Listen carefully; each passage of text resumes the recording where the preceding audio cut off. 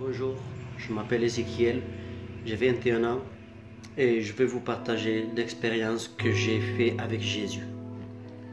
Alors moi, je suis un musicien qui est né d'une famille musicienne et dès mon enfance, j'ai été élevé avec des instruments. Chez moi, tout le temps, il y a eu des instruments. J'ai commencé à jouer chaque instrument, chaque percussion. Et cela a duré jusqu'à l'âge de 10 ans de jouer chez moi, d'écouter de la musique. Et à l'âge de 10 ans, il y a eu une situation par laquelle j'ai connu un groupe et ce groupe m'avait pris pour jouer avec eux. Alors, les personnes qui avaient dans le groupe, c'est des personnes qui avaient entre 25 et 30 ans. Et à l'âge de 10 ans, je commençais à faire des concerts. À l'âge de 12-13 ans, je commençais à faire des festivals. Et cette compagnie que j'avais dans ce groupe, c'était des personnes qui touchaient à la cigarette, qui touchaient à l'alcool et qui touchaient à la drogue douce. Et il y avait même qui touchaient à la drogue dure. Et moi, du coup, en étant avec cette compagnie tous les jours, je me suis laissé influencer et séduire par tout cela. Et j'ai commencé par la cigarette, ensuite par l'alcool et ensuite par la drogue douce. Et cela pour moi en tout premier était un sujet de joie. Et comme tout être humain, le but de tout être humain c'est d'avoir la joie, de trouver cette joie. Et pour moi c'était un sujet de joie tout cela. Et la drogue, je me disais que c'était juste pour un temps, c'était pour passer des moments avec ma compagnie, pour rigoler. Mais après j'arrêtais quand je voudrais. Mais ce n'a pas été le cas. À tel point que j'étais devenu esclave de cette drogue. Et le temps passait, je cherchais cette joie. Et après, je me suis rendu compte avec la joie que j'avais dans ces choses, que réellement c'était une joie qui était temporaire. Et c'était pas une joie qui remplissait mon âme. Et le temps a passé comme ça jusqu'à l'âge de 16 ans.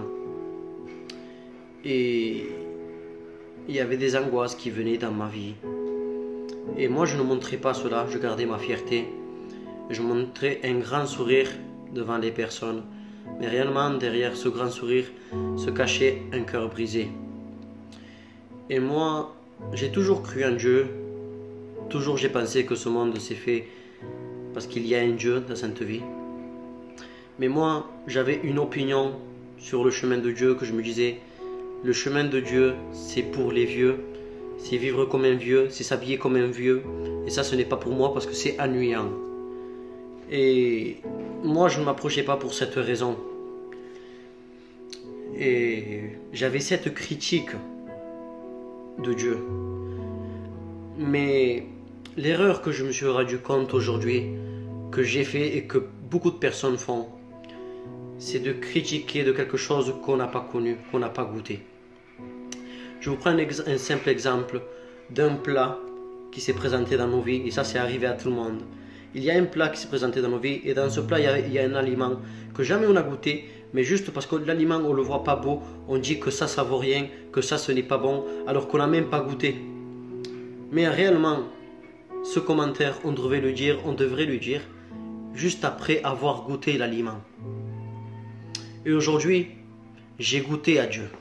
À l'âge de 16 ans, j'avais des angoisses et je m'étais rendu compte que l'amour de ma famille, l'amour des drogues, l'amour des relations, de la musique, tout cela ne changeait pas ma vie. Oui, ça pouvait améliorer dans des moments, mais après je retombais. Et là je pensais, est-ce que ce Dieu pourrait changer ma vie? Et du coup, j'ai commencé à lui parler. J'étais tout seul chez moi. Et j'ai dit, si toi tu peux changer ma vie, fais-le. J'ai besoin de cela. Et j'ai pensé à une chose que réellement, il faut être transparent, l'être humain est limité. L'être humain est plus faible que fort beaucoup de fois. Et je pense que plus que jamais, on doit penser à ce Dieu qui existe et qui change les vies. Et vous savez, Jésus s'est présenté juste après à ma vie. Et il m'a apporté la paix, il m'a apporté la joie. Même là où il y a les difficultés, Il m'a donné des promesses, une vie éternelle. Il m'a montré son amour. Pas seulement, son amour, je ne l'ai pas seulement vu dans ce qui est écrit dans la Bible, mais c'est un amour aussi que j'ai senti dans mon être. Et cet amour, tu peux le sentir aujourd'hui. Ce Dieu puissant, ce Dieu grand, il peut se faire tout petit pour rentrer dans ton cœur. Alors, un conseil que je peux vous donner, c'est que Jésus n'est pas une religion. Jésus est une vie. Jésus n'est pas ennuyant comme je croyais. Jésus n'est pas une religion, mais il est une relation. Et il t'a tant aimé qu'il a donné sa vie pour qu'en échange tu donnes ta vie à lui. Soyez bénis.